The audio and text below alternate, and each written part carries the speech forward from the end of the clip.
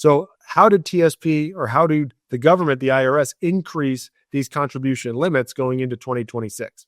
First of all, the current limit is $23,500 per year into TSP for those that are under the age of 50. They're increasing that by $1,000. So now your new contribution limit for those that are under 50 into TSP is going to be $24,500 per year. They're still going to match up to 5%, but the most that you can put in is $24,500.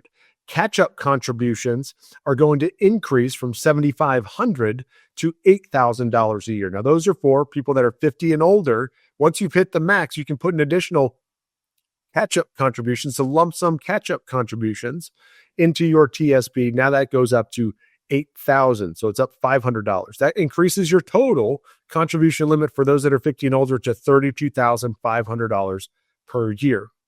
Now, you may have remembered when we went over the contribution limits starting in 2025, there was this new super catch-up contribution for those that are between the ages of 60 and 63. That is still remaining level at $11,250.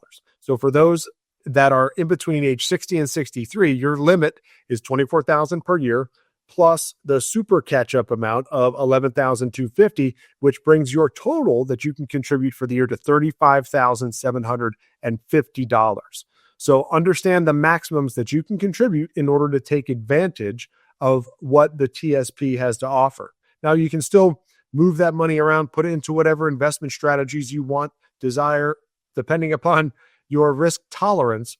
But the idea is, if you realize, hey, I need TSP to do something more for me in retirement, well, that money doesn't just show up magically. You have to decide to put that money in there because, again, TSP is your wild card. You decide how much you put in. You decide where those investments go.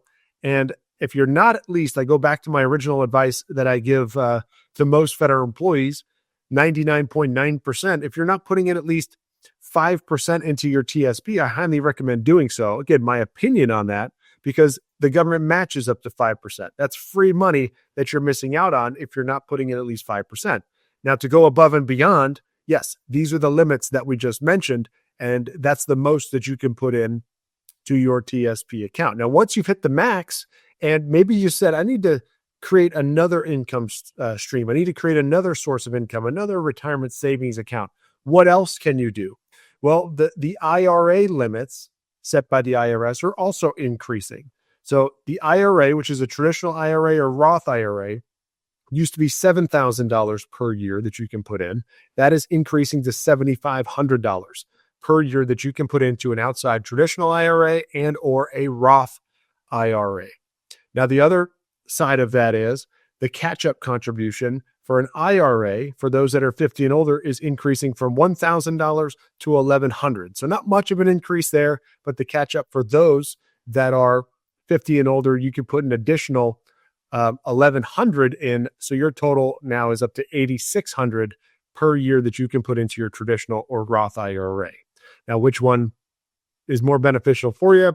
I'm a believer in, and I prefer tax-free income sources. So I'm a big fan of Roth dollars or tax-free sources of income in retirement.